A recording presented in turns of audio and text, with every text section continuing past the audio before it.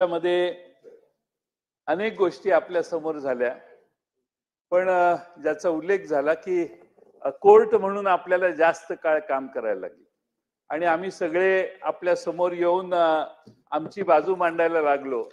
त्यावेळी मला हेही मान्य केलं पाहिजे की कोर्ट म्हणून वरच्या चौथ्या मजल्यावर बसून त्यांनी न्यायदानाचं काम करताना देखील आम्हाला अतिशय उत्तम सहकार्य केलं.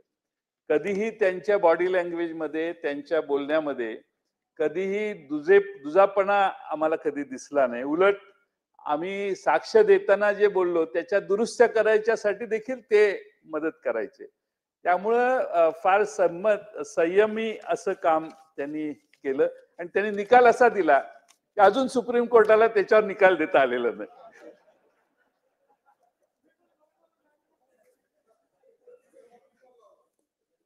सुप्रीम कोर्टाचा निर्णय, यांनी जो निर्णय दिला त्याच्यात सुप्रीम कोर्ट अजून विचार करतंय.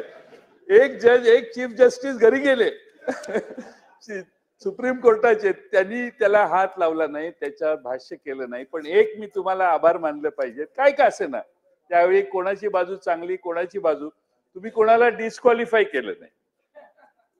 हा सगळ्यात विशेष महत्वाचं म्हणजे ते डिस्क्वालिफिकेशन होणं आणि परत त्यांनी आपल्या स्वतःची इंडिव्हिज्युअल लढाई करत बसणे. त्यामुळे त्याबद्दलही उशिरा का होईना मी तुमचे आभार मानेन. आता सुप्रीम कोर्ट निकालच देत नाहीये, त्यामुळे आपले आभार मानणं आणि आपलाच निर्णय मान्य करून नवा डाव आता सुरू झालेला आहे. यामध्ये काम करायला सुरुवात करणं ही आमच्या समोरचा पर्याय आहे. पण